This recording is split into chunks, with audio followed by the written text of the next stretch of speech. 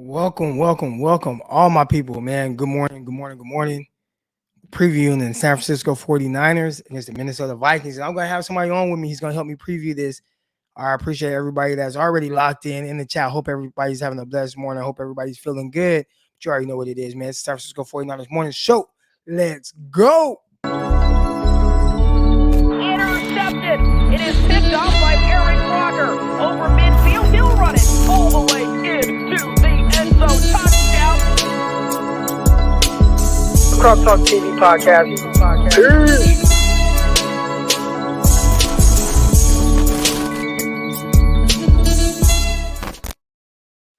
Welcome to the San Francisco 49ers morning show. I'm your host, former NFL and AFL defensive back, Eric Crocker. You know what it is, man. It's Friday. It's the preview show. We're getting ready for the San Francisco 49ers against the Seattle Seahawks. Already, if you aren't already, make sure you guys go listen to the Locked On 49ers episode. Myself, Brian Peacock, we previewed some of the game, but you already know this is a little different, right? This is more of a radio show. You know, obviously, I'm gonna have my boy on. You know what I'm saying? And you guys go see who it is. You know, he joins me from time to time.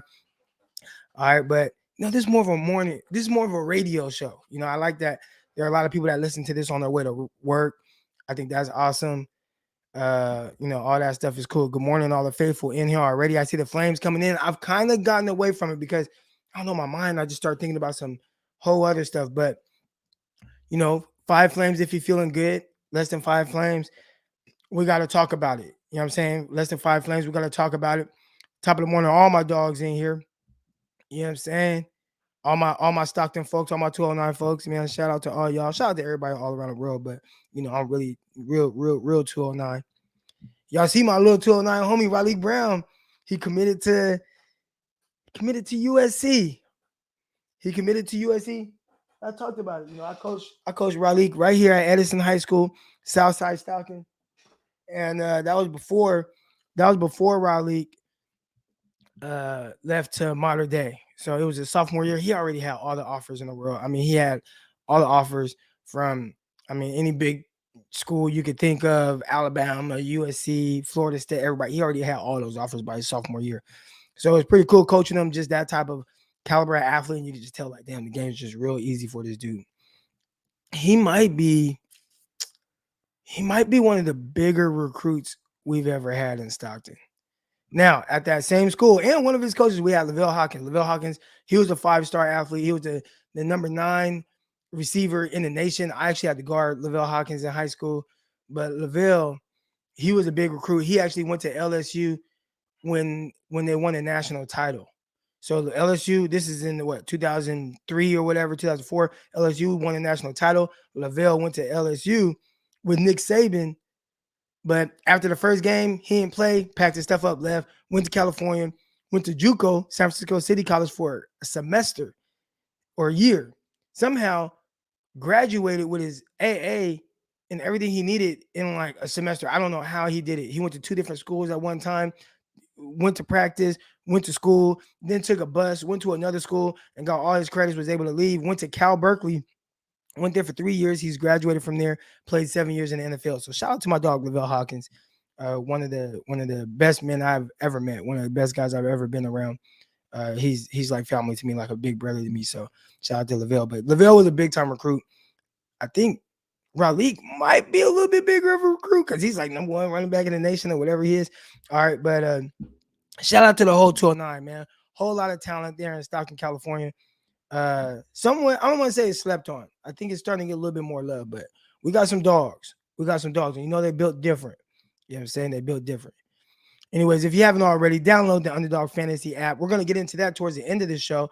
All right, I do have my guy coming on. We're going to talk fantasy football, all that stuff. So fantasy football, start, sit. You guys have your fantasy rosters ready to go so we can go over that. Any questions you have about your fantasy roster, we're going to get into that. Underdog Fantasy, what bets and stuff like that. Y'all know it. Before every game, I do one with y'all. Whatever we choose, that's what I'm going with. Underdog Fantasy. Promo code Crocky. Make you some money. And we'll get it more into that later. Obviously, we got Manscaped. Manscaped right now, everything on Manscaped, 20% off when you use the promo code Crocky. All right, promo code Crocky, manscaped.com. And you already know, you guys got to get right for the weekend. You might go see a little lady friend, whatever the case is. You don't want to walk in, you know what I'm saying, pull the trousers down, and you're looking all crazy. She's gonna be like, oh, what's that? Oh my gosh. You want it to be like, like, oh yeah, what's that? Okay, then the porn star come out, the confidence pick up. So, anyways, promo code Crocky, man. Manscaped.com. Go do that right now. We got Philly in the building. We got Melbourne, Florida in the building. The 805 in the building. The 626. And we also have Aponte in the building. What's good, Aponte, bro? How you doing, bro? Great, man. Actually, pretty fun game last night. I mean, aside from the being forced to watch Taysom Hill play quarterback for 4 quarters, but it was actually all right, man. It was a pretty fun game. We don't have it as bad as we think we do here. No, we don't. Hey, speaking of as bad, and I guess I can be a little messy here and there, but 49ers Twitter was kind of going up a little bit. I don't know if you guys if you guys are on Twitter at Eric_Crocker, you guys can follow me on there. And but a lot of stuff going on Twitter, man. Last night, huh? Yeah. You know what? I'm not even gonna get into that, but that man, it was killer. Fun. It was fun to watch. It was fun to watch. That was I get a kick out of that. I get a kick out of Twitter in general. Twitter is definitely the best app, and it's crazy. There was a time where I stopped using Twitter for like a couple years. I wasn't really on there every blue moon. I tweet, maybe during a 49er game, I might tweet something. But now I pretty much live on Twitter. It's like I live in Arkansas, but on Twitter. I'm on Twitter so much. And yeah, I mean, I just have so much fun. I laugh. Like it really lightens my day. But there was a time where it was dark, especially around like the election and stuff like that. I'm like, gosh, like what is going on with Twitter, man? This is a dark place. This is supposed to be like the fun app, the funny app. I was like, I gotta step away a little bit, man. What's going on here? But and that was even like, considering like who we all follow is basically all either football centric and like 49ers Twitter centric, and even like that part, it got to a point where those people were like you said, around the election, right? Everything was so political. Everything was just like, oh man, like I'm here to have fun. Like I'm here to blow off steam. I'm not here for all that. Like I think about that stuff on my regular time, not when I'm trying to have fun on Twitter. Right. So there was a lot of that. See my guy Brad Brown. He says he deleted his all social media 3 years ago. Brad, I got to bring you on because I got to ask, what is that like? Now, here's the thing. This is why I can't do it. Pretty much everything I do, running my business and everything like that through my streaming stuff, or it's all through social media. So it's like I can't delete my social media platforms, but I definitely can see how, taking a step away for a little bit can be really beneficial to one's mental health, because there's a lot that goes on social media. And I do want to make sure that, y'all are good with the mental health. Jason, how are you doing mentally? You good? As good as I can be right now. A lot of the stuff. Wait. What the hell does it mean as good as you can be? What does that mean? As good as you can be. You're never all right. So you're never at the best portion of it, right? You're always working and striving to be at your best mental health state, at your best point in terms of your life, right? There's always growth, right? There's always things that you can do better, right? So obviously there's challenges and everything like that. And I share a little bit of what goes on in my life a little bit on Twitter as it pertains to my daughter. And what I mean by that is, my daughter, as a lot of was diagnosed with autism. She got accepted to an ABA program that is helping her get acclimated to regular life, and she's doing great. So that makes it, like obviously there's room for growth and there's a lot of work to do. But right now we're in a good spot and we're moving in the right direction. That's what I mean, like as good as I can be right now. I'm not like there's more to grow to. There's more to do in our lives and everything. So that's what I mean. Like nothing's going wrong right now. It's not that it's wrong. It's just it always can be better. Everything can always be better, and you always keep working for that. I'll tell you what was better last night. Coming up that $100 on the Cowboys first half, bro. That was scary though. Hey, listen, y'all. You almost got blocked on all social media. And I post my bets. I don't know if this is illegal. I don't know. I post my bets through Jason. So anytime I want to like place a bet on the game, Arkansas, we don't have I can't use those apps to like sports booking apps.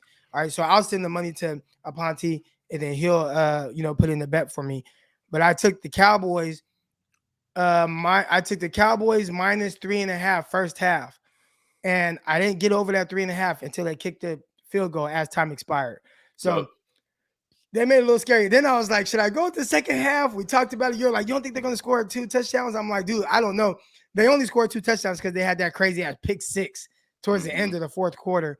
So I'm glad I stayed away from it because I would have had a heart attack. You would have been sweating watching that whole but- time. Oh man, well, I just knew it would have been over. I'm watching it. Most of the time I was watching it, I'm like, man, I'm so glad I didn't put that money down. And then they cover, and I'm like, damn, should have put that money down. Dog, and then I lost my bet because Taysom Hill didn't rush the ball in for a touchdown, bro. I had everything else hit. He had over the 40. Pollard had over the 40. Pollard scored the touchdown. All he had to do was punch in that touchdown. My $30 would have turned into $560. Killed me, man. I hate it. Yeah, that's terrible. You know who did come up? I saw our guy Evan Sowers, where he had did Underdog Fantasy. Shout out Underdog Fantasy, underdogfantasy.com, promo code Crocky.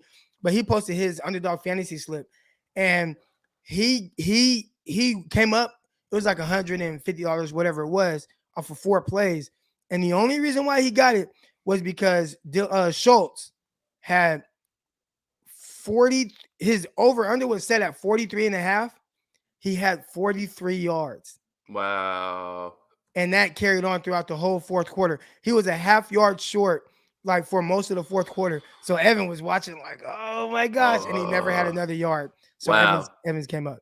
That's it. I love seeing things like that. That's why I take those long shot bets like that. Like it's small, like aim small, miss small, like that. Like it's not really a big deal if I lose $30, but like putting up like 300 and then losing that's the stuff that I can't bear. Like when it comes to that. I know that was me last weekend. I know.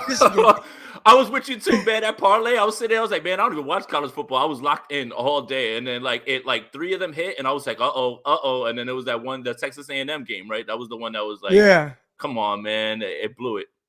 How do you like this new nickname, Jason Cohn? No, it's Grant Aponte. Oh, Grant Aponte. Okay, yeah, there we Grant go. Aponte. It's Grant Aponte, Julian. You got to get it right. You got to get it right, man. Get it right. Here we go. Croc and Jason, you guys make my day. And I had to once delete all my social media due to mental health. Now I have meds and I have only Facebook for family only. That's solid, man. Again, anybody, we've had somebody, Peacock and I were on live, Locked On 49ers. Make sure you guys listen to the podcast. We were on live and we had somebody come in and him talk about how, listening to Locked On 49ers, he was going through depression and everything. And he felt sometimes like he was alone. And I've talked about it on here a lot. I'm an open book. I talk about all my situations of life, everything I have going on, not to just be like, tell everybody my business, but just to, I feel like everything that I'm going through, I know there are other people that are going through similar things. And I went through a situation with my wife where she suffered from, like depression. She fell into a dark place and really dark. And I know the best thing for my wife was having me like to talk to. I mean, and the tough thing is a lot of people that go through that. So if you are going through that, make sure you talk to someone. Because I know with my wife, she was scared to talk to me about it. She didn't want me to think she was crazy. She was scared that I would leave her. And so a lot of people keep those thoughts bottled up and they never get it out there. You know what I'm saying? And then it really just compounds it, makes it worse. And then they deal with the situation. There was a comedian, I think he did some rapping, but a comedian, Lil Huey, out there, Huey in Stockton, California. He was really big on social media, really big on Instagram, where he just killed himself from everything I'm understanding. And a lot of times people are dealing with something and they just don't talk about it, and it just gets worse and worse and worse. So I put it out there, man. If you guys are ever feeling any type of way or feel like you're alone or don't have anyone to talk to, holler at me, man. My DMs are wide open. I'll shoot you my phone number. I don't know if I can help, but I'm gonna be there to be an ear if that's something that you need, to help get through your tough time. So I hear that. I hear that. I actually like that a lot too. I mean, I didn't have social media for a long time. Like the only reason that I came to Twitter, I showed up. I think I started my Twitter the day of the Rams Patriots Super Bowl. And I didn't have anything for a while, and a lot of that was because of certain things that was going on social media that I really didn't like, and I was just like, all right, let me just step back and away, and I had to focus on my family, and I did that. And then when I started to pursue content and all that stuff, that's when I made a Twitter. But my Twitter is obviously just sports and stuff like that. But yeah, I mean, it's important to talk to people. That's why I throw out those little nuggets about what's going on with me and my daughter, because you know that saying, if it reaches one person, then it's worth it, right? So if I talk about like my journey with my daughter and like getting her tested and finding out that that she's on the spectrum and everything, if that gets one person to get their child tested because they're worried, and either it comes back that they're not on the spectrum, they're just they just learn differently, or they are, then it's completely worth it, right? And I think that a lot of the time with mental health and other things, we have to destigmatize that type of stuff, right? Especially amongst men, right? Men always feel like what's the word for men all the time whenever you're feeling like it? Man up, right? Like that's always what it is, right? So I think that a lot of what goes a long way is to destigmatize these things and talk about them, because guys go through it too, and they just sit there and they think that they just got to man up and work through it. No, real talk, man, real talk. And speaking on working through, my dog Nate Glizzy says morning show before he starts his finals. Good luck with that, my dog, man. You gotta come back out here to Arkansas, kick it with me, man. He came out to Arkansas, kicked it with me. A lot has changed since then, so we'll have a little bit more fun next time you come out here. Delete all my social medias a year ago. People crazy. All right, man. You gotta start to learn how to filter out things, man. But without social media, we wouldn't be able to give you this content that we're giving you guys this morning, talking about the San Francisco 49ers against the Seattle Seahawks. Aponte, are you? Mm-hmm. I'm not. It's weird because this is a game. I mean, what are the Seahawks? 3-8. This is a game that we should feel so confident with. Like the 49ers on a 3-game winning streak. The Seahawks, they're not playing good football. But I'm worried. And not because I don't think the 49ers could just destroy them, but just because it's the Seahawks. And for whatever reason, they have like this hold over me. I think they have this hold over the 49ers fan base. It's just like this. You never feel comfortable. On a scale of 1 to 10, how worried are you? One being, I'm not worried about the Seahawks at all. 10 being, man, I am really nervous about this game. I'm an 8 right now, and I'm sure that tomorrow I'll be a 9, and when it's kickoff, I'll be 10. Just again, you talked about it, the hold, right? It's the boogeyman in the closet. The Seahawks are, the end of Halloween.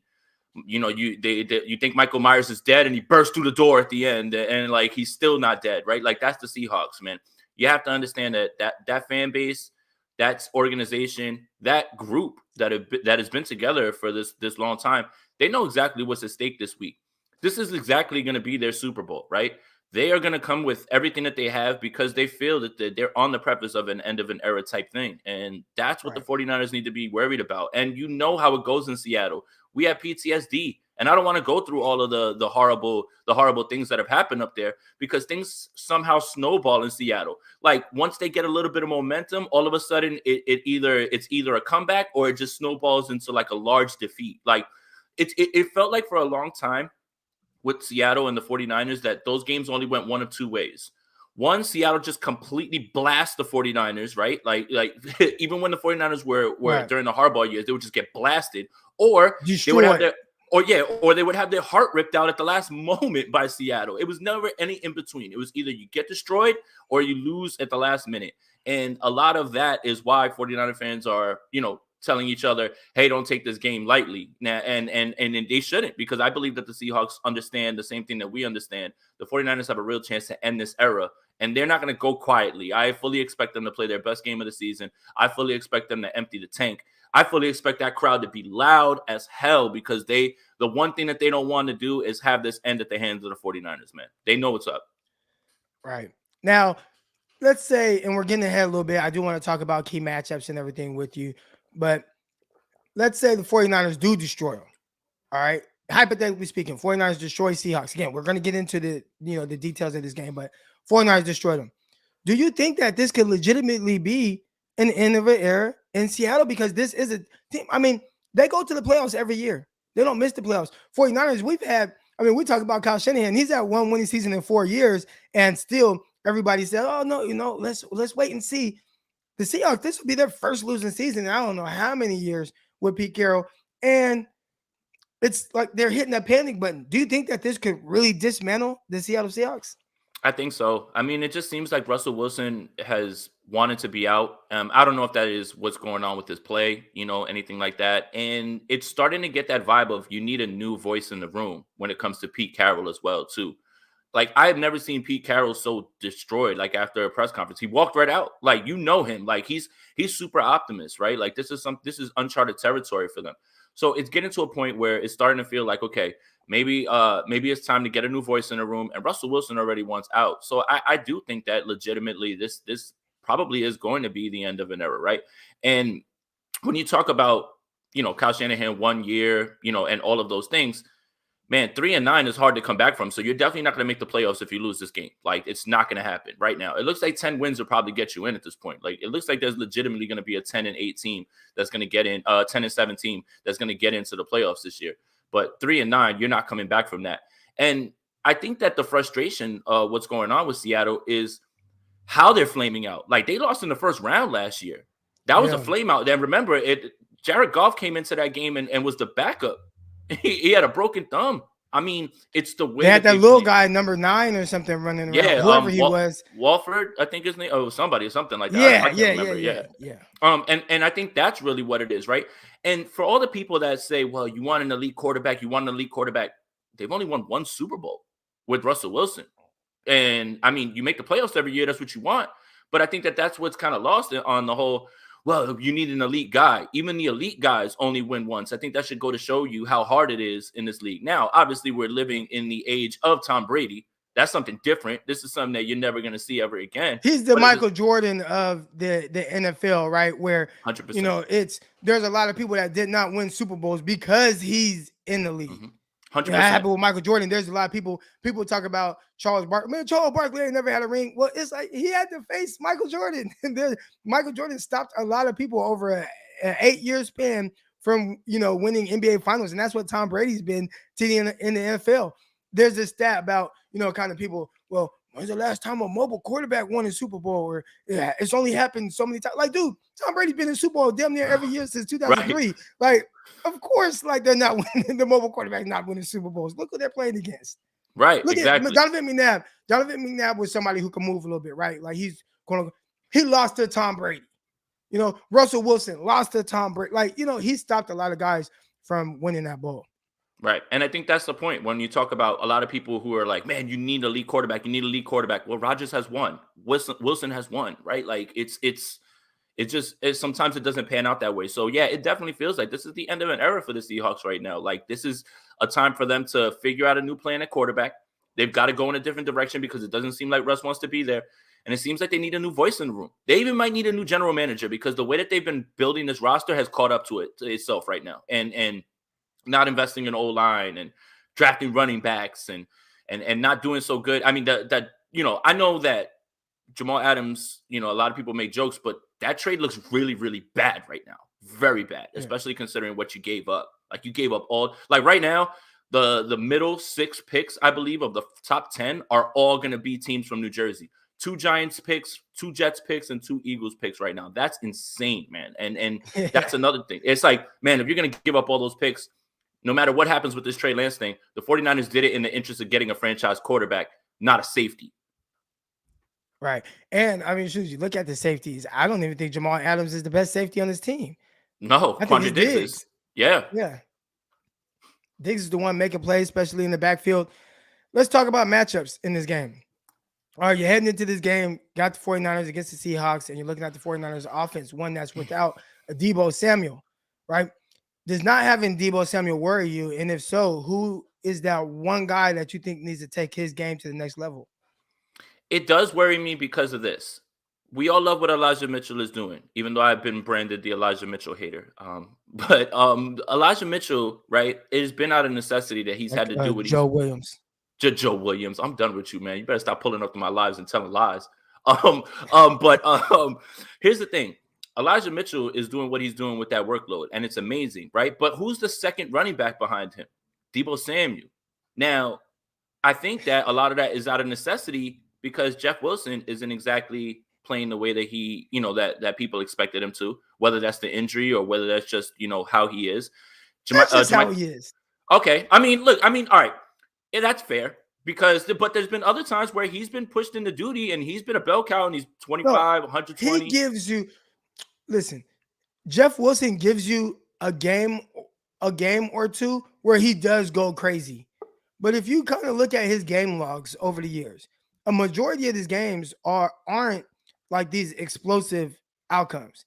Right. He'll have But those games that really put him over the top and really pushes his yard per carry up. But for the most part, there's a lot of below average from Jeff Wilson. I like Wilson. I think he runs hard. I think he's a decent spellback, but I think there is an argument that even Deebo Samuel is a better running back than Jeff Wilson. And that's fair because when you look at the numbers, he's the one who has 9 carries for 75 yards, and Jeff Wilson has 10 for like 21. I just don't think he's like a 2-yard per carry guy. Like I don't think that. But hey, that's neither here nor there. That's what worries me, right? Is if Elijah Mitchell has to take that beating, and then there's nobody behind him, right? Like it would be nice if Jeff Wilson could just give a little boost, like maybe 7 carries for like 42 yards. That would be great. That's 6. Right. I know that's 6 a carry, right? Like that's not something that is usually what happens, but that little boost could help because it'll take the strain off of Elijah Mitchell. So that's what the Deebo Samuel thing worries me more than anything, because if you notice the Jacksonville game, this past game, Deebo Samuel was the running back behind Elijah Mitchell. Now that's gone, and it wasn't even like they could use him at wide receiver as much as they could. So that's the little part that worries me right there. Elijah Mitchell is going to get all the work that he can until he throws up at this point, but it would be nice to have someone behind him at least to pick up the slack just a little, right? Trey Sermon is obviously injured, but he obviously something was going on with him. Jermichael Hasty's going to return. I'm not certain that he's that guy either. So that's the part that worries me a little bit, is if the running game isn't as potent, now where does it go? Who does it fall on? Jimmy Garoppolo's got to do more in this game to win this game. He has to this week. He has to, I think. So it's got to be him. I believe that is the person that lifts them. Obviously, you're going to look at Ayuk and Kittle, but this has to be a little bit more of a Jimmy Garoppolo game this week. He has to be able to lift a little bit more now, like carry a little bit more now. Like it can't be one of those games where it's like, hey, run the ball, easy throws. Like he's got to make some big boy throws in this game. So I'm going to push back a little bit because I feel like we do that, right? We do that with Jimmy Garoppolo where we kind of put him in this, like, okay, Jimmy's only this, right? He's only this game manager. He can't, and everything has to go, Jimmy, you can't throw interceptions. You can't miss passes. Like, we got to put more on your shoulders. And then he goes out and has a game like he did last week where we were saying those things before the game against the Seahawks, and he missed early on and he threw the interception, and you saw him get, a scolding by Kyle Shanahan. I thought Kyle was saying affirmations. He was like, yo, I love you, Jimmy. You're great, man. I know. And throughout all that, still Jimmy Garoppolo made the necessary plays to be able to win the game. Now, and with that, you do need a little bit of help from the defense. That was a good job by Al-Shaair getting the interception, setting up a short yardage situation. I believe 49 scored like the next play. So obviously, like, what I'm saying is, I don't think that it's going to be all on Jimmy to have to play above and beyond. Now, earlier this week, I was saying, like, okay, Jimmy, like, you're the one that step up without Deebo being in there. But I think I've seen enough where Jimmy's still in games where he doesn't go above and beyond, right? Like, we're not expecting him to turn into Matthew Stafford or what. You don't need to be that. Stafford's playing like ass right now. But you know what I mean? Like, go above and beyond what we're comfortable with him doing. I think he can do what he's done over the last few weeks, and the 49ers still win. Yes, you're probably relying a little heavy on the run game. We'll see what the Seahawks do. But the Seahawks, I mean, even in the last game, you watch that game. It was Trey Sermon. He had a big game, almost 100 yards rushing or close to 90 yards rushing in that game at a decent clip. Obviously, you had Trey Lance in that game. He was able to move the sticks with his legs. But I think sometimes we look at Jimmy Garoppolo and we kind of, okay, this is a big game. We have to win this way or we're not going to be able to come through. And I think he's shown time and time again, like, no, I can play my game and I can miss some throws and I can potentially throw a pick, but also I can do these things well enough to where it still contributes in the win, which brings me to one of my next points. Jimmy Garoppolo, I just saw a stat. They showed the 5 quarterbacks with the best winning percentages since 2017, which essentially is when Jimmy Garoppolo started for the 49ers. And he was 4th in that list, actually ahead of Aaron Rodgers, and he had really good company with him there. So Jimmy, I think there's multiple ways he can. I don't think it has to be perfect. I just think the way that you typically have to win with him isn't ideal. I think that's what it is. But I don't think Jimmy has to go above and beyond to come out with a W Well, against the Seattle Seahawks. I guess what I'm trying to say is that sort of game that he played last week is fine when Kirk Cousins is the other quarterback. But if you let Russell Wilson hang around, this is what I mean. Like, I don't need Jimmy Garoppolo to be anything that he's not. I just need him to be a little bit more, just a bit more, like a little bit more, right? But Cousins is playing better than Russell Wilson right now. Hey, but it don't. All right, so but Croc, we just talked about it. Throw out everything that's happened with Seattle, bro. Okay, Like this is definitely going to be a Russell Wilson. All of a sudden finds it, and all of a sudden he's playing well again. Like this is what I mean, bro. Like this is the boogeyman. This isn't Kirk Cousins on the other side, man. Like Kirk Cousins has been playing better than Russell Wilson, but you know for a fact that if you allow, like we talked about it after the Washington game, right? I literally was scrolling down my Twitter, right? When they got the ball with 2 minutes, they were like, here we go. And what happened? I know I tweeted that. I said, just enough time for him to work his magic. Just enough time. And then look, boom, boom, boom, 3 plays. They were 3 and out every single drive before that. Boom, boom, boom, 3 plays, touchdown. And that's the point, bro. Like, that's what I mean, right? Like, you have to leave no doubt. And you can't let him linger. You can't let Michael Myers. But I don't know if it's him. I don't know if there's anything. Again, we could go back to the game 2000. I know, guys, it's not 2019, but 2019 49ers played in Seattle. Jimmy Garoppolo was as sharp and efficient as I've ever seen him. He completed 18 out of 22 passes. And there was like one drive that stalled. And for whatever reason, the 49ers defense wasn't able to get off the field. And it ended up coming down to a play on the goal line that won the game. In the game where Jimmy Garoppolo was really good. He was really sharp. He was really efficient. He was moving. That's one of his better games. He threw the ball downfield to Kyle Juszczyk, and even then it wasn't. So I don't even know if it's really about Jimmy Garoppolo. I think it's just about what Russell Wilson is going to show up, and I don't know if there's anything Jimmy can do about that. Right, and I hear you on that. But if Debo was here, then it wouldn't have to be a little bit more from Jimmy, right? Because Debo obviously alleviates all that with those tunnel screens, and he's so good with the ball in his hand, right? Like I just think that you got to lighten that box a little bit. Make some throws to Kittle, get him involved, get Ayuk involved, obviously. So that's what I mean. Like I'm not asking for Jimmy Garoppolo to be something he's not. I just need a little bit more, right? Like you can't start slow in this game. You can't allow that crowd to get loud because you don't know how he's going to bounce back from that, right? Like that's my thing, right? So maybe I'm being overly worried or whatever, but it's more me just being paranoid about the fact that Seattle's on the other side, bro, and I just don't know what's about to happen, man. And not just Seattle, it's Russell Wilson. It's Russell Wilson, right? Yeah, that's it. He's the boogeyman. Yep. So, real quick, you guys, make sure you guys stick around. We are going to get into fantasy, so get your fantasy stuff ready. Whatever notes y'all need to get on your, fantasy team, start them, sit them. We're going to get into all that in a little bit. We're going to kind of preview the defensive side of the ball now for the 49ers and how they kind of match up with the offense.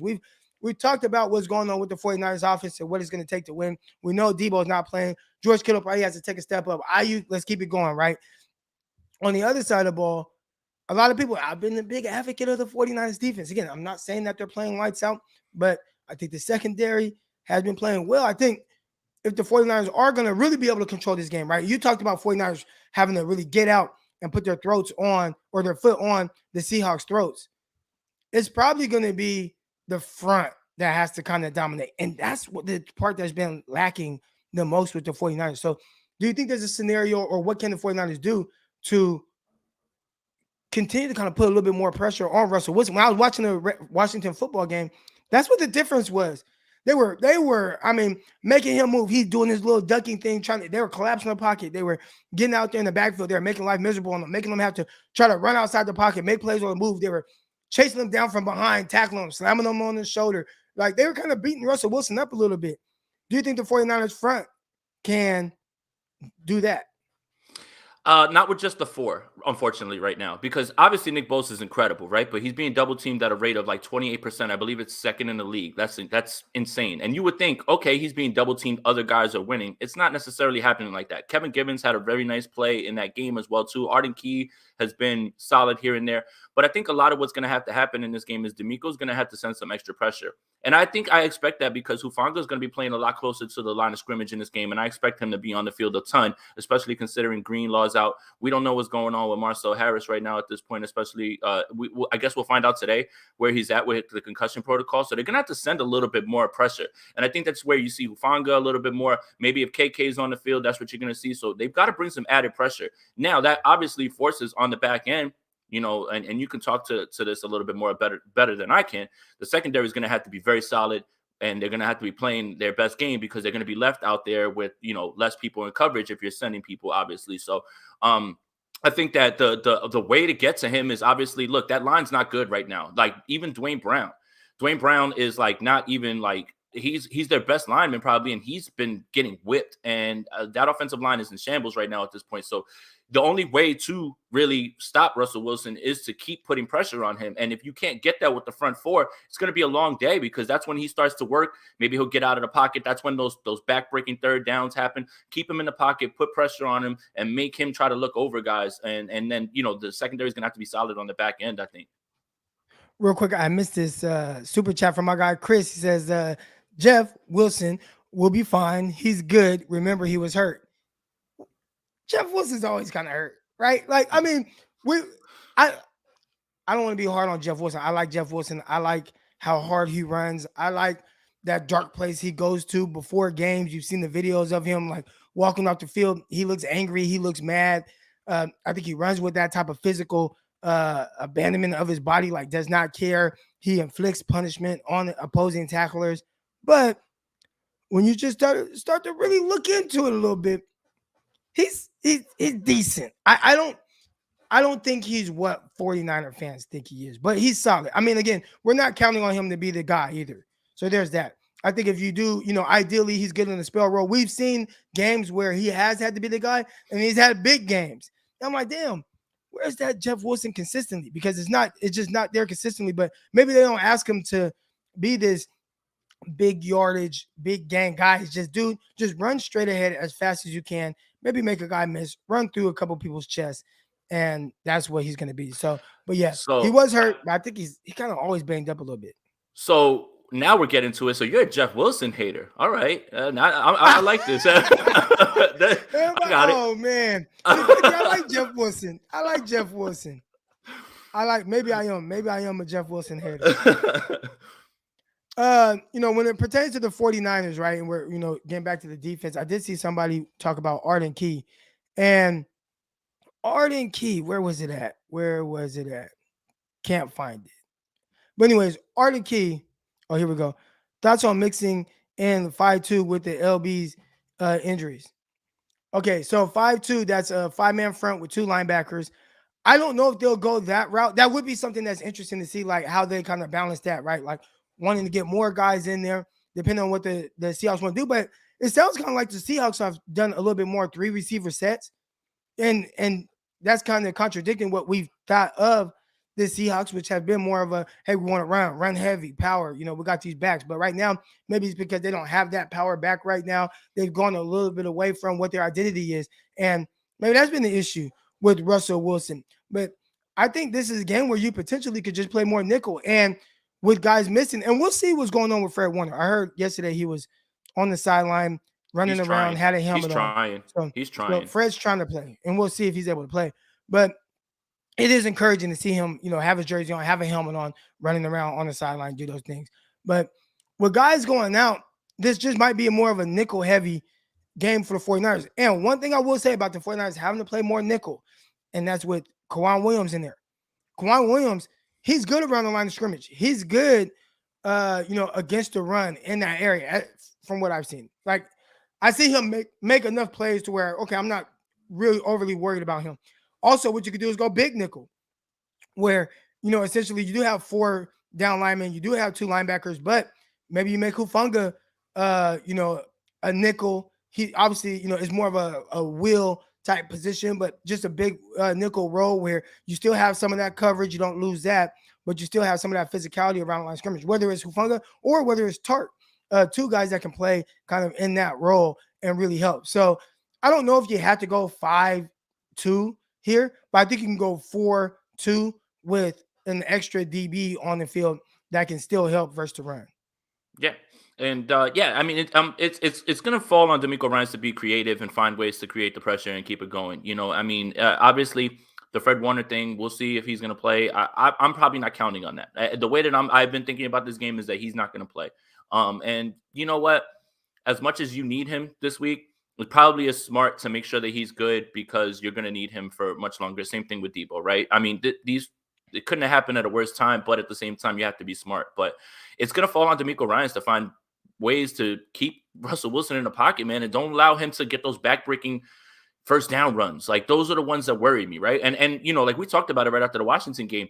I don't think I've ever seen Russell Wilson get caught from behind as much as he was in that game. So I don't know what's going on. But again, at the same time, throw everything that you saw, the last few weeks out because this will be the week for him, right? Right now we haven't really gotten to the secondary as much yet. You have DK Metcalf out there. You got Tyler Lockett. You got the kid from was it Western Michigan? Dwayne Eskridge. Eskridge. All right. So when you look at DK Metcalf and kind of what he's been right now, he's kind of I don't want to say an afterthought in the offense for the Seahawks, but he had one reception. I mean, one attempt. Did he even have a catch last game? He did. He did. On the final drive. On the final drive. Yeah, late. Now he didn't have a catch until the final drive. He also didn't have a target until late in the fourth quarter. There looks like he's potentially a little disgruntled going on there. Do you think that there's a potential this is the game that he gets back on track, having to go against a Josh Norman or even a Emmanuel Mosley? And Emmanuel Mosley, we've seen him do well against DK Metcalf. Yeah, I'm afraid of the squeaky wheel game. Like squeaky wheel gets the grease. Like he's been yelling. I'm sure that he's telling people, behind the scenes, and I'm sure that they're going to make a concerted effort to make sure he gets the ball. So that scares me because if he gets on track, then things start to really unlock for them, man. So I mean, that's obviously what you're afraid of, and that's what eventually, right? It has to happen eventually. He's too good. They're too good, right? Offensively, talented wise, they're too good for this to continue, right? Like it can't keep going on, right? So I am afraid of the whole squeaky wheel game for DK Metcalf, where they force feed him and they manufacture things for him and he starts to get going. And that is worst case scenario, especially because I feel much better if Mosley's covering him because of the way Mosley's been playing. Obviously you have thoughts on Josh Norman. We talked about it back and forth, but if he starts to get going, then other things start to unlock. If they can start getting him the ball intermediate, then it opens up things for Lockett a little bit more. So yeah, I'm definitely worried that this is going to be the week that they try to get him on track. The one thing that I do like about Josh Norman in this situation, and again, I defend Josh Norman because I don't think I feel like you can do worse than him. That's what I defend. Not that I think he's just like hella good or just shut down corner or hey, we're just perfectly fine with Josh Norman. It's like, nah, man, like we're talking about somebody who had to come in for Jason Verrett. He's a replacement level player. He's coming in off the bench. At least he has some sort of an impact with forced fumbles. I don't think he's great. I don't think he'll be on the roster next year. So when I talk about Josh Norman, I know I come off as defending him, but I just think you could do worse. All right, justice for Norman. Justice for Norman. Now saying that, one thing that he does do well, he's elite at this. He can get in guys' heads. Yeah. We saw the battles with him and Des Bryant. We saw the battles with him and Amari Cooper one time where he was like, I don't know if you guys remember this clip. He was like, what do you have? 2 catches? 13 yards? I don't know if y'all remember that clip. Yeah, but, I do. Against Des Bryant, when he took him to the back cave, he was like, yeah, I watched 300 last night. And I took Des to the back cave. I went to this dark place. What do you have? 1 catch? Yeah, non-factor. He knows how to get in receiver's head. We saw the battle with him and Odell Beckham. I don't know if he's still that guy on the field. As you get older, you get a little softer. I know that's happened with me. 34 years old now. I have like this super soft spot for my daughter. I'm like not as hard on my kids and stuff like that. But Josh Norman, we've seen DK Metcalf and how guys can take him out of the game. We saw DK Metcalf against the New Orleans Saints, right? Where he had a big play on the first drive, one of the first plays of the game. He had that big game, like 84-yard touchdown. After that, and that was early. I mean, that was like one of the first few plays of the game. After that, 1 catch, 12 yards because of a lot of what Marshawn Lattimore was doing throughout the game, taking DK out of his game, being chippy, being extra after plays. I think Josh Norman can do a lot of that. Now, again, playing with fire a little bit because he's definitely not as physically gifted as a Marshawn Lattimore. But DK has been shown to kind of get a little fire. You can take him out of his game. We saw last game, he's really upset, not getting targets. He starts to loaf, he starts to jog, he starts not to give that maximum effort. Do you think that there's a potential there where, maybe Josh Norman goes a little bit above and beyond to get into the head of DK Metcalf? Yeah, and the one thing I will praise Norman for, which ends up being a detriment because it ends up being penalties, is his aggressiveness and how physical he plays, right? And I think that is a good point. If he can get DK out of his game, because you see it happening week after week, there's never a time where he's happy at this point, right? Especially if you've watched them over the last few weeks. And we talked about it in the Washington game, like pointing to Geno Smith on the sideline, yelling and everything, like people having to calm him down. If Norman can bump him a little bit more and he's complaining to the refs and he's not getting the targets, and then if you can take him away, then you really have this team in a bind, because they don't really have much. I mean, they're so desperate at running back that they might be rolling Adrian Peterson this week, and I mean, everything else is not clicking in the same way. So I think it has to be a point of emphasis for the defense to find a way to get rid of him. And if that is Josh Norman playing a little bit, I'm not going to say dirty. It's not dirty, but I mean, trying to play mind games with him, then whatever. I mean, you got to do what you got to do at this point. So I will say that I do appreciate his aggressiveness in that way, because it can rub people the wrong way. Like, even like, it's starting to become an identity with this team, because on the offensive side of the ball, you see Brandon Ayuk getting Patrick Peterson flustered. You saw Jawan Jennings get that one kid to swing on him. So that is sort of the identity right now for this team, and why they've been at least successful these last few weeks is they're getting back to basics on that. And I think that Josh Norman has a chance to do that. So that's a good point from you. Right. And now we talked about Emmanuel Mosley and on Locked On 49ers last night. Make sure y'all listen to Locked On 49ers. We talked about a stat that was thrown out there in favor of Emmanuel Mosley and how well he's doing. And we talked, a lot of the morning show is kind of reaction, right? A lot of shows in general, reaction. And sometimes we don't talk about the things that aren't being talked about. And Emmanuel Mosley is not being talked about. He's someone who is playing very well. He's a legit starting cornerback in the NFL. There was a stat that was out there, I saw from RSF 49ers, I believe it was. There's a few different 49er Instagram pages, but I believe it was RSF 49ers. If I'm stating the wrong source, I apologize. But 51 targets this year, 0 touchdowns given up. Yep. And the only person that has done better than that was Tre'Davious White, 64 targets, 0 catches, and obviously Tre'Davious White out for the year with a knee injury. Mosley is playing very well. How much responsibility do you think that he's playing well because they don't put a whole lot of responsibility on? Now, again, we've seen him follow some guys here and there. It gets mixed in with their normal coverages. He's not Marshawn Lattimore, where Marshawn, wherever that hey, Marshawn, you're guarding this guy all game. He goes and guards that guy. They're not doing that with Mosley, but they have mixed in a little bit of having Mosley. Hey, Mosley, go guard this guy on this play, or go guard that guy on this play. And he's done that with DK Metcalf a little bit. Do you think there's maybe something we see? But then what's the alternative? Is who do you want him on? He's done a good job on DK, but then they also have Tyler Lockett. So do you foresee them potentially having him shadow anyone in this game? I think if it's necessary. I don't think that that's something that they want to do. But like, to your point about like, is Mosley playing very well? Yes, he is also. But I also think that it's, one, not having to be on the field as much. Obviously, dominating time of possession doesn't have you on the field a bunch. But also, when you're an offensive coordinator and you're dialing up the game plan, right? Are you going to attack Emmanuel Mosley or are you going to attack Josh Norman? And I think that's really where it comes. Like, it's not a slight at Mosley. And this is something I'd like to see the 49ers do a little bit more. Like, if there's a corner out there who's injured or something like that, go test him.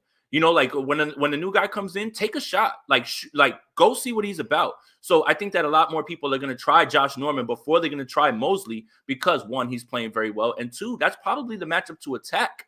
So I mean, it depends on how the game goes. If DK Metcalf is getting off and there's a he's going crazy and everything, then you might see that switch. And they have mixed in Mosley here and there, but I think that it all just depends on how the game goes. And I think it's more representative of like how offenses view this secondary. Like, if there's Mosley, yes, he's very solid, but I know that matchup on the other side with Norman is probably the one that I want to attack a little bit more. So I think that that's a little bit of it too. But Mosley's playing incredible, man. Like realistically, he's only had maybe one so-so game, and that was that Colts game where he had that pass interference in the end zone. That's it, realistically. Like Right. he Right. hasn't been an given issue.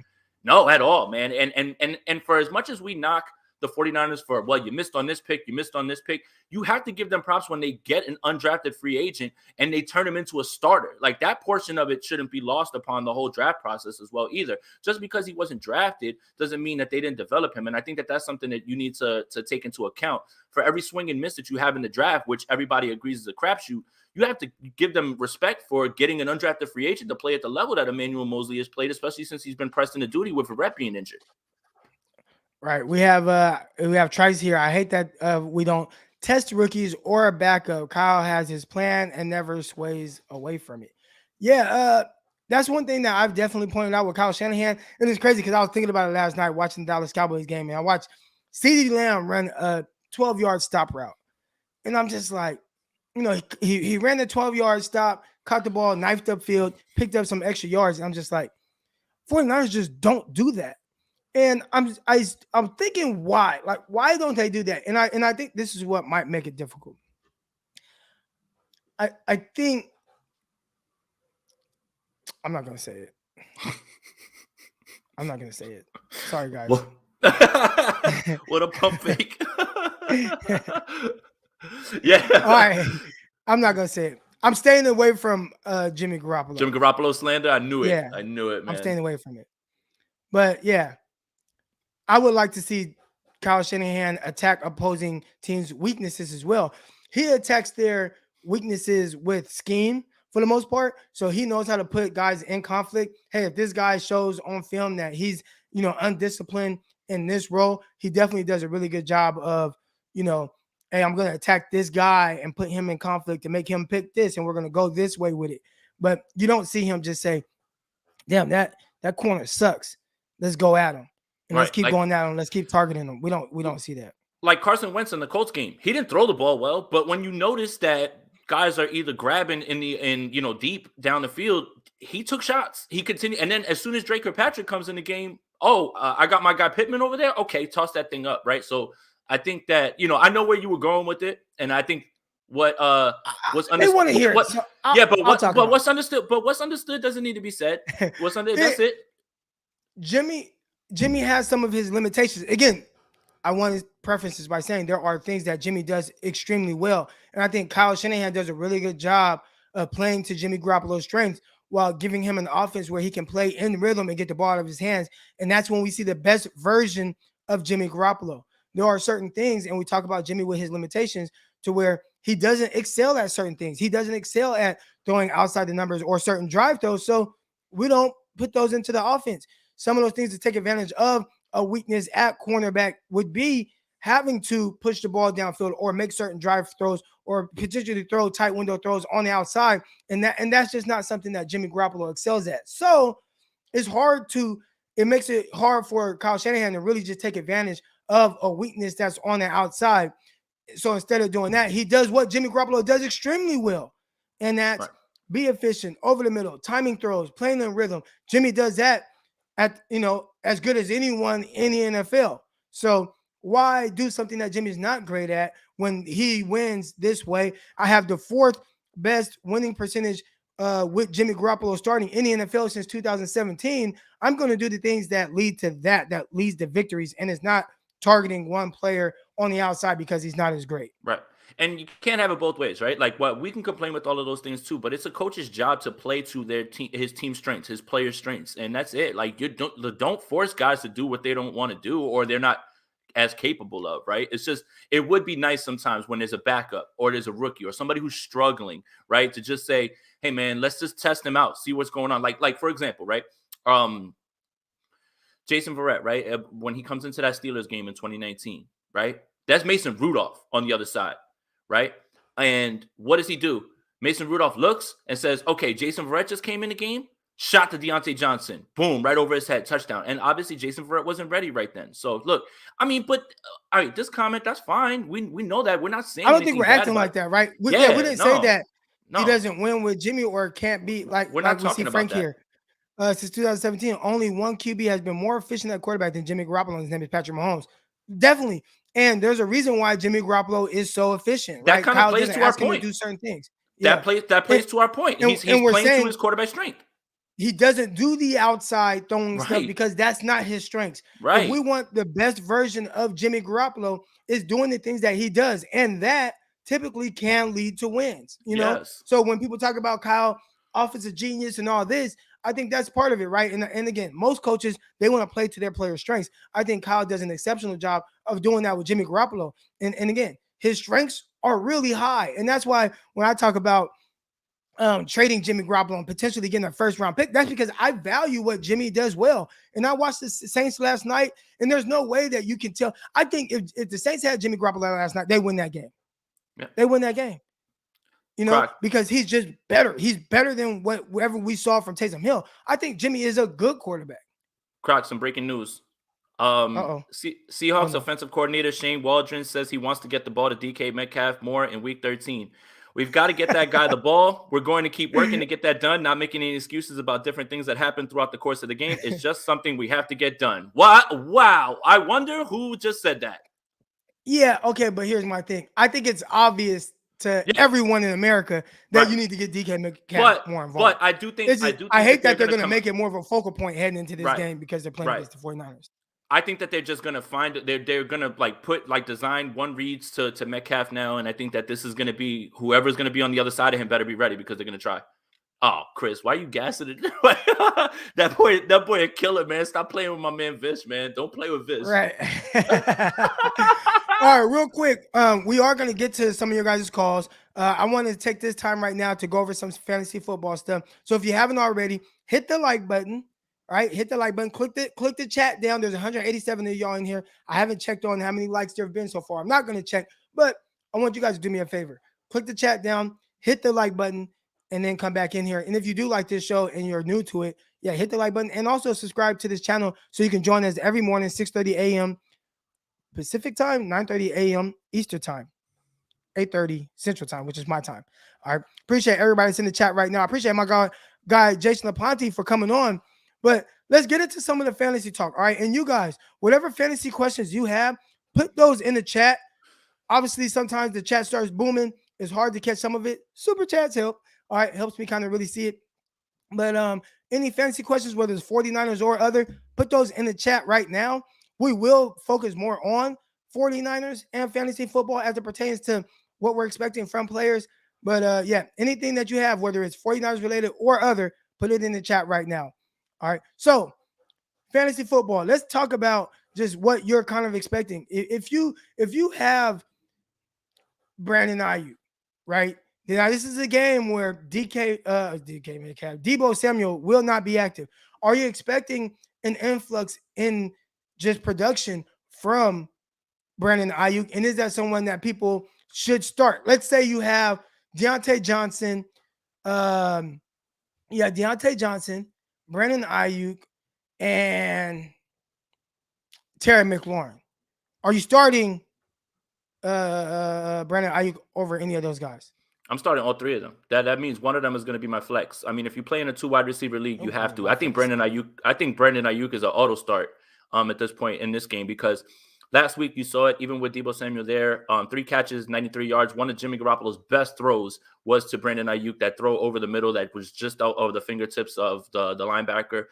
It's going to have to be Brandon Ayuk. It's going to have to be George Kittle. So those guys, obviously, you're already going to start Kittle. If you have him right now, you're riding with it. You probably spent a high pick on him.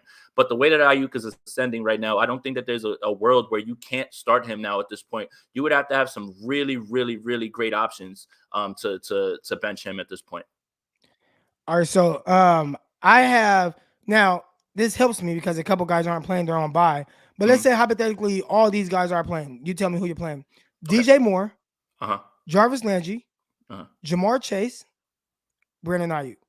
I'm starting Chase and Ayuk. I love DJ Moore, dude. I know he's on a bye this week, but just what's been happening lately. I mean, I know he had 100 yards last week, and that largely came in garbage time because, Cam had a rough game. And the Panthers on a whole had a rough game. Like, if you watch that offensive line, there were turnstiles in that game. Jalen Phillips was crushing them. But if it came down to, let's say, all of them were active this week, then I'm going Chase and Ayuk because Chase is an auto start anytime that he's out there. I would go Ayuk as well, too. Yeah, it's too much up and down with DJ Moore right now, and Ayuk is peaking at the right time right now. Here we go. We got a question from our guy Jesse. Hey Jesse, I actually sent you a link on DM to join us with this conversation. But Higgins, Boyd, Sutton, pick one. Only Higgins. one. T. Higgins. Higgins. Oh man, you didn't have to think about that. Yeah, Boyd is an afterthought. I mean, he had like 2 catches for 10, and Sutton, Judy's back, and now all of a sudden, all of his targets have gone away. I mean, that was the whole thing that Sutton was doing well was when Judy was out. He was getting a lot of targets, but I understand that Sutton probably has the better matchup out of all of them because it's Kansas City, but Kansas City's defense is actually playing a lot better. Since they switched Chris Jones back inside and they got Melvin Ingram, that front four has actually been getting to the quarterback, and they've been playing a lot better on defense. So you can't really go off of what's been like what happened a long time ago. You have to go with what's happening right now. T. Higgins is the preferred red zone guy. I mean, I know that Chase is their one guy, but Boyd is just like, he's fallen by the wayside. Like, I am literally at a point in one of my leagues, in our home league, though, the one that you're in with me, Croc. Like, yeah, I'm close to dropping Tyler Boyd, man. I can't rely on it week to week, man. Like, I have Deontay Johnson, Justin Jefferson, and Darnell Mooney. I'm rolling out with the 3 receivers, and Boyd just never seems to be a guy that I feel excited to play. Like, he'll have a game here and there, but it's hard to rely on him at this point. Jamar Chase is another guy that I don't want to say it's hard to rely on him because you know it's going to come and potentially he's going to give you a touchdown. But the last 4 games, he hasn't eclipsed 50 yards receiving. Mm-hmm. And that's been tough for me because, I have him and it's like, okay, I got to start him because at any point he can go for 100 and something yards and a touchdown. But he hasn't really been giving me, the numbers that he was giving me early on, kind of carrying me to victories. Right. No, that's true. I mean, and then that's the thing is when you get used to that level of production and you start to say, okay, this is my guy, that's it. And then he starts to taper off. It's like, damn, you keep playing him. It's like you're chasing those points again, it's weird, right? Because I always say, start your studs, right? Like, don't get too cute. Like, don't bench him for like Jacoby Myers because you think Jacoby Myers has a better matchup that week or something like that, right? But at the same time, playing guys over and over, if they're not living up to your expectation, that can kill you week to week. So it's like, it's hard. You don't want to miss out on those boom weeks. You don't want to miss out on those weeks that Chase is going to go crazy. So it's hard to bench him in. Here we go. Got another question for you. Van Jefferson, is Van Jefferson worth to replace Sutton with? You're damn right, especially if Odell Beckham isn't playing this week. He didn't practice again today, and now it looks like his status is in doubt. So if Odell doesn't play, Van Jefferson is a plug-and-play guy. I like it a lot at this point. Look, for as bad as that Rams offense has been looking, Matthew Stafford made some questionable throws. He also dropped some dimes, including one to Van Jefferson in that game. And I think that if he's going to have an expanded role with Odell Beckham not playing, because it looks like it's trending in that direction that Odell's going to miss this week, then yes, Van Jefferson's a good start this week. You would have to have some really good options to not have him in your lineup this week. Nice. Here we go. Got Mitchell will be critical to victory against Seattle and the defense. And speaking of Mitchell, I don't have him in your league, but I have him in my guy Chris's league. So you don't? Yeah, I got Elijah Mitchell. No, I don't have him in. Oh wait, no, I do. Got him right here. Never mind. Yeah. So I started him, DeAndre Swift. So obviously this is Swift's Superflex out. league. Swift's out. It's questionable. He's out. You think he's out? Yeah, everybody went to run to Jamal Williams. It looks like he's trending to be out. I shouldn't be giving you this advice in our league, man. You better get with it. Well, because I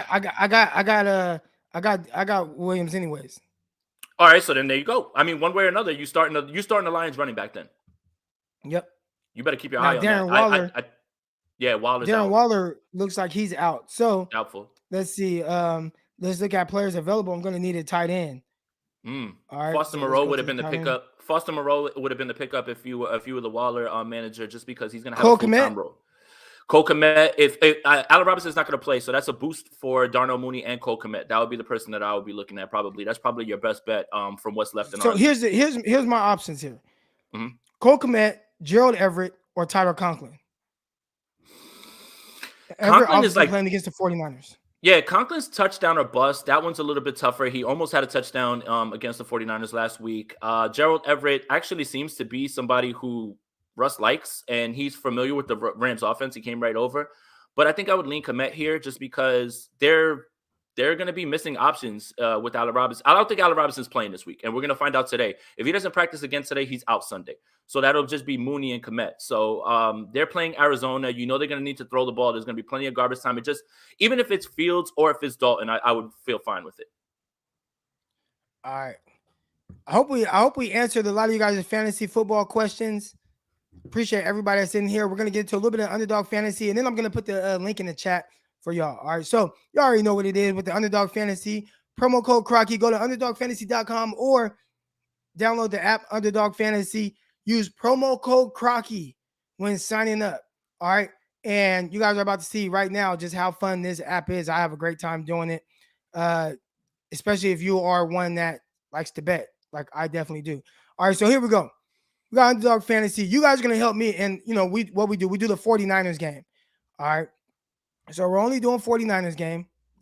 Let's scroll down to where the 49ers against the Seahawks. Ooh, this is the whole league. And look, they got basketball. You see the basketball players mixed in here as well. You can do over under. Tyler Hero, is he going to make 2.5 or is he going to make his over under set at 2.5? How many 3-pointers do you think he's going to hit? If you think it's 3, hit that. DK Metcalf over under right here. We're going to get to that, but let's go to the NFL. They got all sports here. They even got college football. All right. So you got NFL. And we're gonna scroll down. Let's see where I'm at. Over under. They got rivals too. I'll show you guys how that works.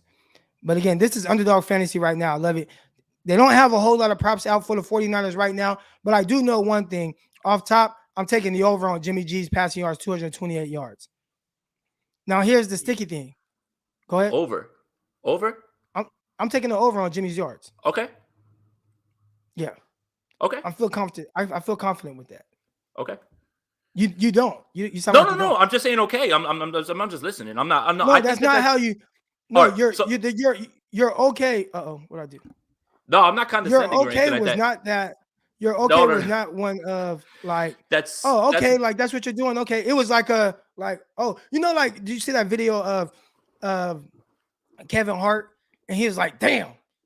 And you know, talk like that's what you just did to me. No, you're good. I mean, I think that Jimmy Garoppolo is gonna have to do that in this game for them to win this game. Like he's not gonna. This is not gonna be a game where he can throw for like 215, 220. Like he's gonna have to put those numbers up. So I'm with you. Like I'm with you on this one. Okay. All right. Okay. Now what's that? Okay. No, I'm saying that was like okay, I hear you. Russell Wilson, 234 yards. Last time he played the 49ers, his numbers weren't that high. Here are so his over-under set at 234.5.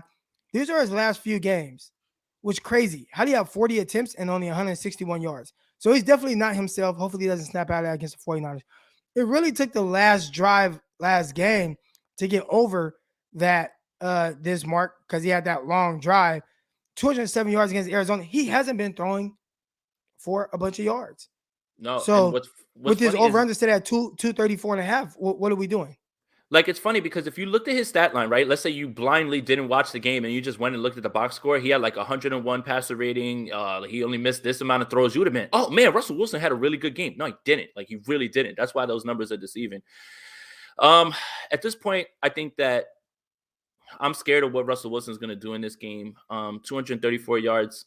He probably goes on the over. If I think that he's going to play better this game, and I really believe that in my heart.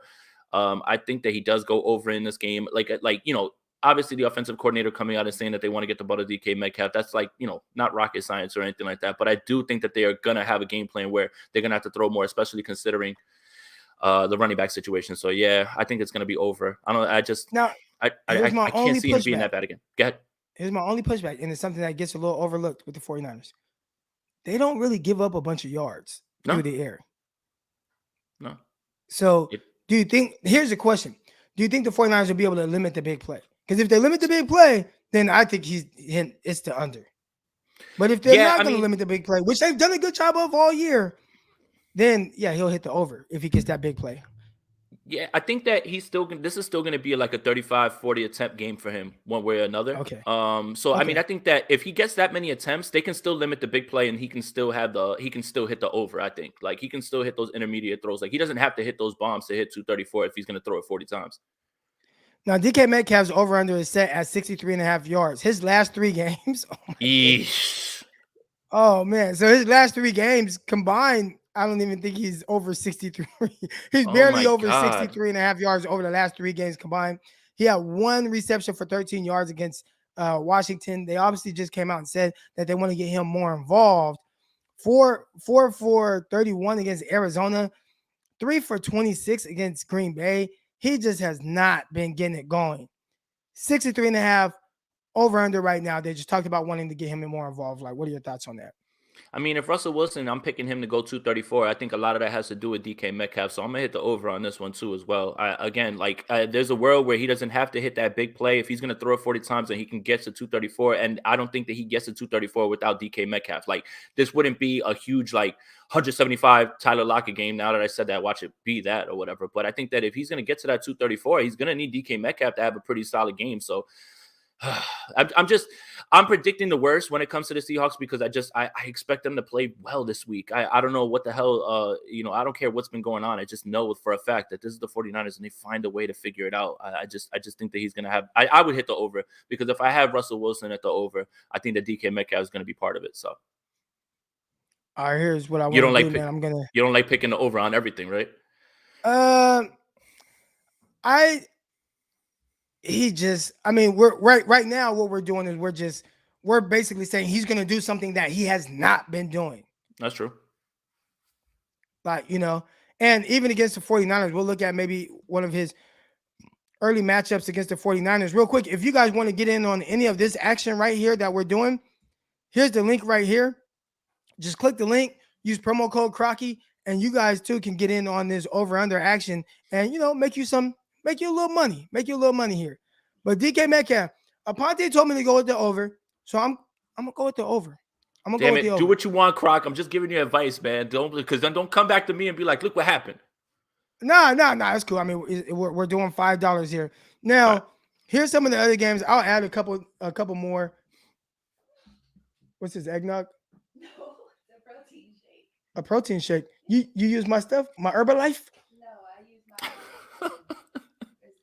That's why you're wearing the Monet hat. Do you want to wear it on camera so people can see the Monet? No. Okay. That was my wife, y'all. Sorry. I'm like, what is this, eggnog? Like, I thought you were trying to give me spike some eggnog with it because it's like, I guess it is, a milkshake, but it looks like eggnog with like a little bit of Hennessy in it or something. But oh man, that's actually good. Whatever she did to that. All right, here we go. So I got a couple more over unders here. We're set right here. We got Jimmy Garoppolo's over 228 yards. Russell Wilson's over, and DK Metcalf over. All right, now let's see it. Here we go. Joe Burrow. I think it'd take more than 244 yards to beat the LA Chargers. So do you think he hits the over on this? Does he go crazy? Yeah, he does. But here's the thing, man. Joe Mixon has been incredible lately, man. And he's been running that thing and the problem with the Chargers is they can't stop the run. So, I mean, if the Chargers score points the way I think that they will, and I think this is going to be a high-scoring game, then, yeah, I think Joe Burrow hits the over on this one. But, man, Joe Mixon has been incredible lately, man. If you guys have been watching him, he's turning into that guy that people thought he was before, when he was coming out of the draft. So you're saying go with the under or Joe Burrow, if I'm hearing you correctly. I would say go with the over because I think this game is going to be full of points. It's just if you just I had told me that. But if I said the hesitation, all right, look. So what I was saying is that Joe Mixon has been playing very well, but I think that the Chargers are going to score points, and you can't just rely on the run. They're going to have to throw the ball. Like Zach Taylor still wants to throw the ball, so Joe Burrow is going to be fine at 244. All right, here we go. Last two games versus Seattle, Jimmy Garoppolo got hurt. Ooh, that's something to. No, please don't put that out in the air. Well, I mean, for the people that want to see Trey Lance, I guess. But no. We could want to see Trey Lance, but not that way. Like, not that way. I don't want to see Trey Lance. If he wasn't the one that they prepared for that game and built a game plan around him, I don't want to see him. Yeah. I don't. Right. And I never want to see a player get injured anyway, so. Right. That too. Yeah. So, I mean, that is true, though. Man, that's hard. That's a tough pill to swallow. That kind of depressed me a little bit. Here we go. We got over on Burrow, under on Justin. And Justin's was 281. What is it? 281? Yeah, that's actually that sounds reasonable. That's a good one, Patrick. I like that actually. Because Justin could throw for 270, something like that, and they could still be competitive in the game. All right, here we go. Oh, this is a good one. Lamar Jackson, 302 total yards. That's rushing and receiving. That one's hard, man. I stayed away from it. I have 5 already. So here we go, y'all. We doing this. Putting $5 down. That $5 on this parlay. Jimmy Garoppolo over. Russell Wilson over. DK Metcalf over. Joe Burrow over. Justin Herbert under. All right. That $5, the payout is $100. I click it, confirm, and boom. There it is. Now, again, that slip right there, if you guys want to get in on that action, it is Underdog Fantasy. Go to Underdog Fantasy or UnderdogFantasy.com and use the promo code Crocky to get in on all that action. Let's go. Do that right now. Aponte Compton or McGlinchey, who's better?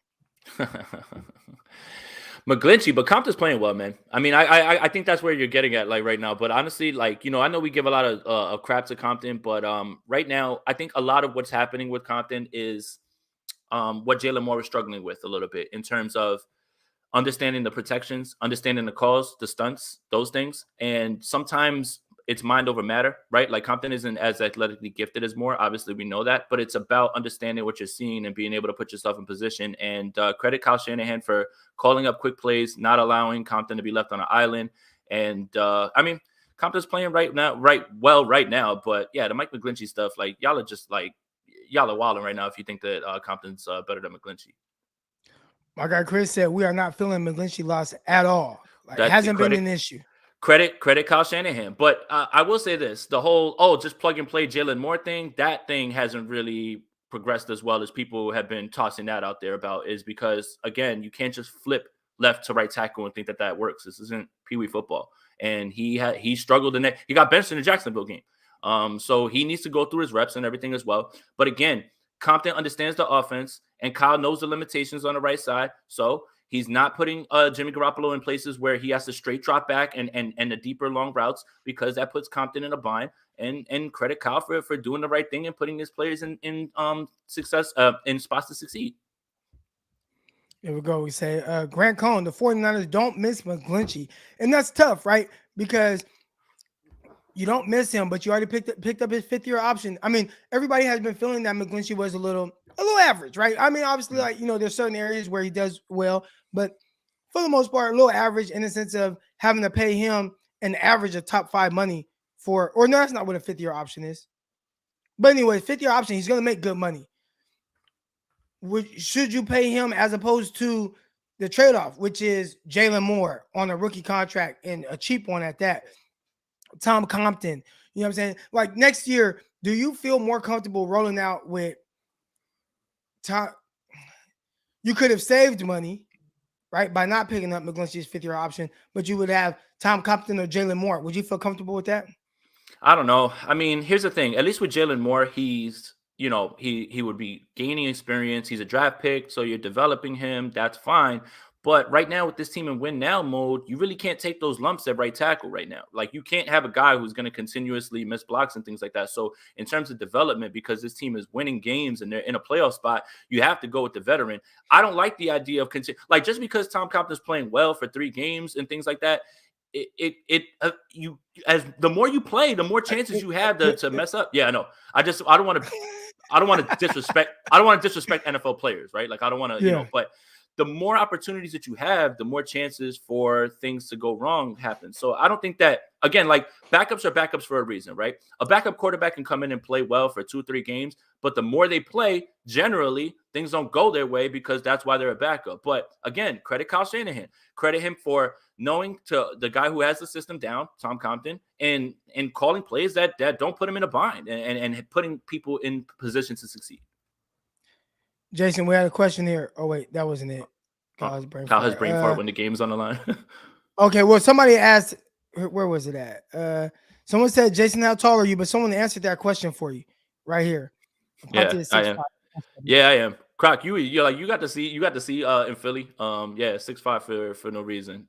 You know, and it probably looks worse too because I'm so slim, right? But yeah, I used to play basketball in high school. Okay. Basketball players is kind of soft, but yeah, that's fine. There was a question, I definitely wasn't trying to play football either, though. So let's just put it like that. That should have been it. So I want to address this here. It says Kyle has stepped up his game planning and play calling, but he does get away from it in the big games. I don't think it's as much as him getting away from it in big games as it is when you're in a big game. It's good on good, so everything doesn't just go quite your way at times, right? Like everybody talks about the game planning of Kyle Shanahan, like, oh yeah, he's in his bag calling plays. I don't think he's just calling different plays. I think the execution at times is just better, right? If you look at early in the Vikings game, and I'm not getting on Jimmy Garoppolo right now, but him missing the over route to George Kittle, right? That it looked like it's schemed up. It looked like they're clearing out it with Travis Benjamin up the left sideline, and they're bringing George Kittle in there wide open. Jimmy doesn't see it. He throws it backside to Deebo Samuel, and it's an incomplete pass.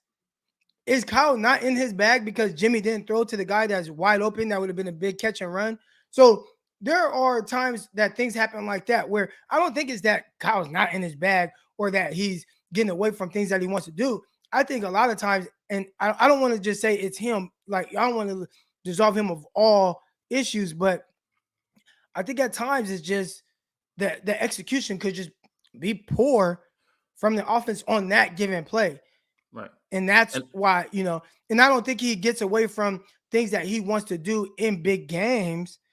I think sometimes, again, it's just good on good. Maybe on that play, another team did good. I don't think it's as simple as just saying, now I'm getting like you. I don't think that being a good play caller just comes and goes. I think it's just, do my players execute on that at that time? And I think you can maybe say, if you want to put anything on him, it's maybe he didn't prepare his players enough to be able to execute in that given moment. And maybe they weren't prepared for a certain look. And that's the reason why it didn't go their way. But I don't think it's just, well, he just all of a sudden forgot how to call plays. And let me expand on that a little bit more too, because this is at least what I see from the outside looking in. And I could be completely wrong here, but when Kyle sees that get missed, instead of going back to it, I think he tears it out of the playbook. And he's just like, we're not going to that now. If he's not hitting that, then we're not going to keep trying to go to that. So that's another thing, right? And I think that it's all dependent on what he sees. And he adjusts at least in that way of like what I feel comfortable running at this point. Like I gave you that George Kittle over. You didn't see it. You didn't hit it. Cool. Ripping it out of the playbook. We're not going back to it just because I don't feel confident in you doing that. So at least that's what I see from the outside looking in. And, again, I could be wrong. There are a lot of people right here. He's got the 28-3. You're up. He throws the ball. If he just runs the ball in Atlanta, Kyle wins the Super Bowl. Again, my pushback on that, I think it's easy to say those things in hindsight, right? We look at Kansas City Chiefs against the 49ers in the Super Bowl. No. I don't want to talk about that. Early in that game, 4th and 1 in the red zone, Chiefs go for it. That's an aggressive mindset. They don't have to. They could kick a field goal and just take the points. They go for it. They get it. Instead of getting 3, they get a touchdown, right? That's an aggressive mindset. They could have easily done what everybody thought they should have done, which was just, hey, just take the points, kick the field goal. They didn't. The week before that, Kansas City Chiefs against the Cleveland Browns, 4th and 1, midfield. You don't have Patrick Mahomes. He got choked out of the game. You have, and this past postseason, Mahomes not in. He gets choked out. It's 4th and 2. You're at midfield with Henne at quarterback. You could just punt the ball and nobody would think anything of it. He doesn't. He goes for it on 4th down to put the game away, and he gets it. Could have just punted it. If he punted it, and now let's say he went for it, didn't get it, and the Browns are in scoring position, they go down and score and they win. You know what I'm saying? Like, so with Kyle Shanahan, and you look at him in that Super Bowl, again, I'm going to the execution. Well, you could say if he runs the ball, they win a Super Bowl. You can also say if Devontae Freeman picks up the guy off the edge, he hits a big touchdown down the left sideline, which was wide open. And game over. You can also say on that last drive when they're up 8 with time going down, maybe he could have ran it, but also he completed a pass, put them in field goal range, but they called holding and brought it back. Yeah. You know what I'm saying? That was the Julio Jones catch. Or right after the Julio Jones catch, they had a completion down the left sideline that put them in perfect field goal range. I mean, at like the 22-yard line, they kick a field goal, game is over. They called holding. Now, again, we could say, well, if he just would have ran it or whatever, he was a little aggressive, but I mean, there's enough scenarios to see these things kind of go both ways to where I'm not going to say, well, if he just runs the ball, they win. Yeah. I don't think it's that simple. I think a lot of things had to go the Patriots' way for them to win it. And I don't think it was just as simple as, oh, just run the ball. I think it was, well, yeah, they called holding. It got called back. And then there's something happened and it took a sack. Like, just these different things that played out. So Right. And that's just kind of the way I think about it. I think it's easy in hindsight to say that it would have been a different outcome. Same with the 49ers. Well, they just run the ball in the fourth quarter against a stacked box when the numbers are telling you it's an option, and Jimmy Garoppolo has the option to either hand it off or check into the throw, which was the right decision versus what he was seeing in the box. But the pass guy, if Chris Jones doesn't bat a ball down at the line of scrimmage, we're not having this conversation. And the 49ers have they got a championship ring. Let's go. They got one of those, So I think it's a little the hindsight thing. But I don't know. Give me your thoughts on that. Yeah, I mean, Kyle talked about it. I think it was on Sean McVay's appreciate you, Milf Hunter. That's such a funny name too to say out loud. You know what it is? I think Kyle was on when he was on McVay's podcast. They talked about it, and he talked about that scenario being the offensive coordinator for Atlanta, and he talked about what you said. He wanted to end that game, and he talked about it like, "Hey, man, obviously it didn't work. You take the sack there, but the play was there for us. And again, right, like the play caller can only do so much. It's up to the execution. Certain things are out of your control in that way. And he went to go finish the job there. Like he understood that if we get this first down, or if I'm able to put us into that field goal range, I can do this more effectively with the pass. Called the right play, didn't end up that way, but he had that aggressive mindset to try and end the game there. But unfortunately, is what it is. It doesn't end up that way. And, we'll have this discussion until the end of time at this point as to what probably should have been done. And it's just, is what it is. Yeah, it is what it is. Right there, you got some Sprint Right podcast love right here. From Appreciate that, Milf Hunter, man. Yeah, that name, Milf Hunter. It's always funny to say. Yeah, he got the elite YouTube name. Appreciate that, man. That means a lot. Hey, man, if Tom Brady wasn't so good in the Super Bowl, Kyle Shanahan would have a Super Bowl win. Yeah, that's true too, man. What the hell? Tom Brady just out here just smashing everybody's dreams, man. Like Patrick Ewing's not trash because he didn't get a ring. He just ran into Michael Jordan in the Eastern Conference Finals every year, man. Like, my goodness. Man. All right, here we go. We got 188 likes in here and only 88.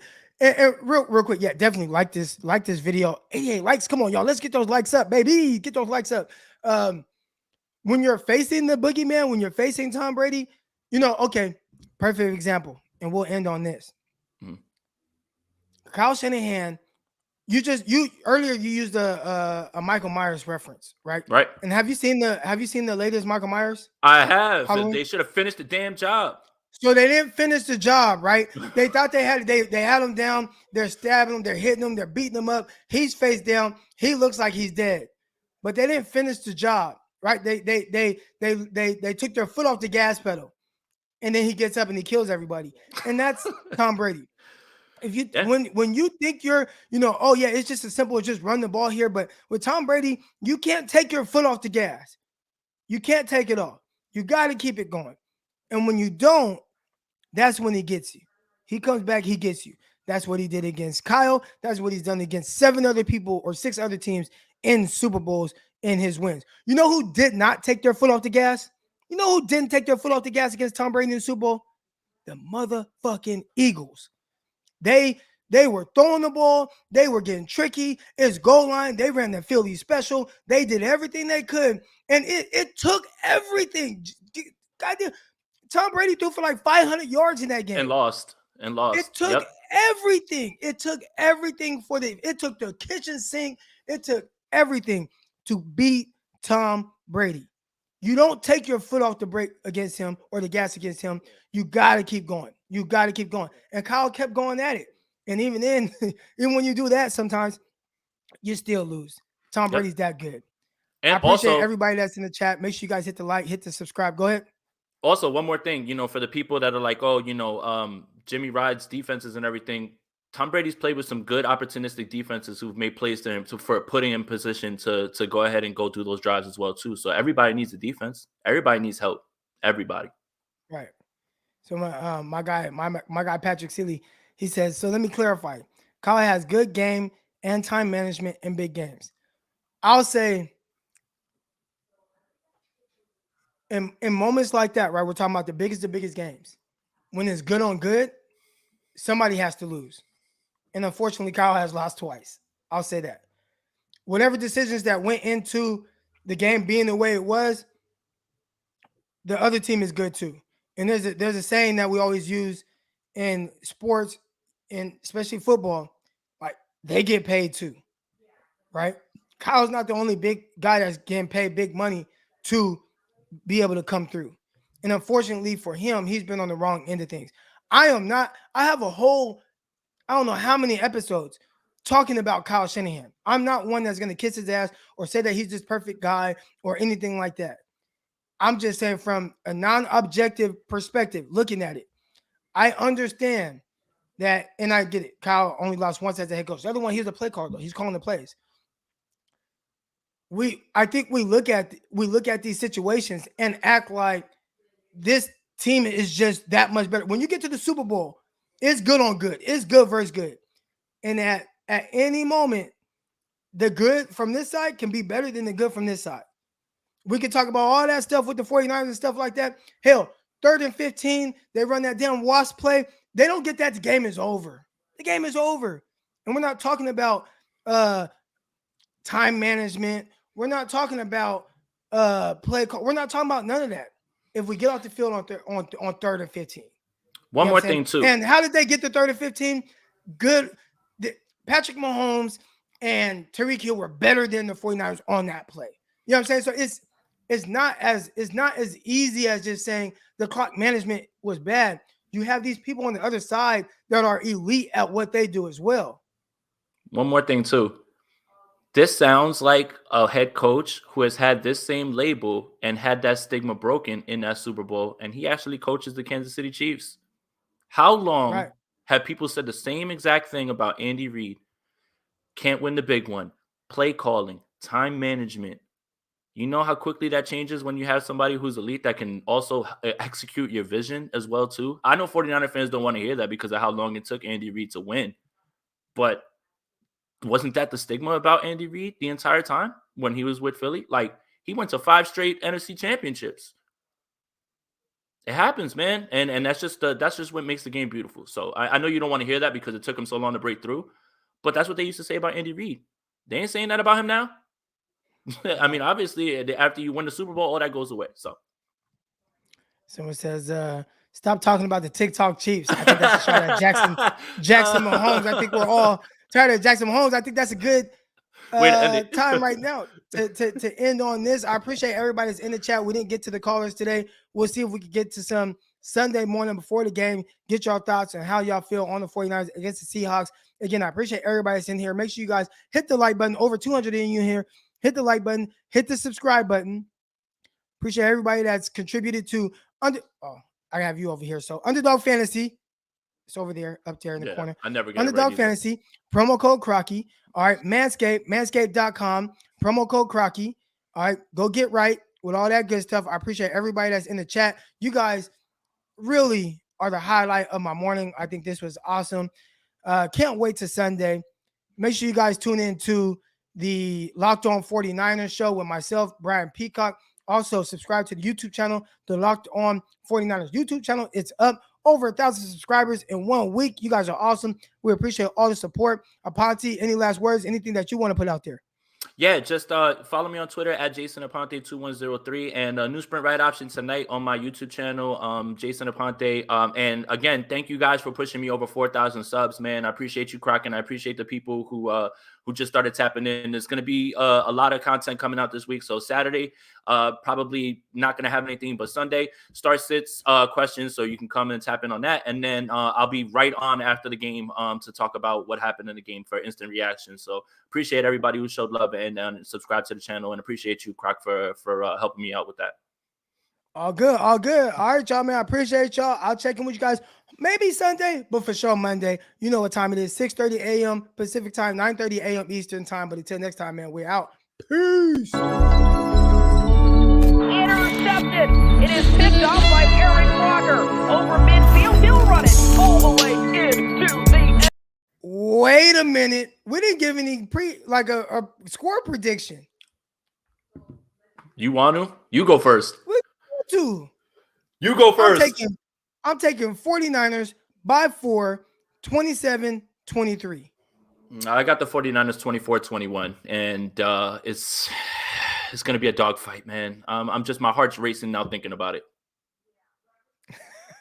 All right, there we go. So we gave our score prediction. Remember, you guys can listen to the live, or you guys can listen to the audio version of this on Spotify, Apple Pods, whatever you listen to, your podcast on. You guys can catch the full version of this. Again, Aponte, I appreciate you.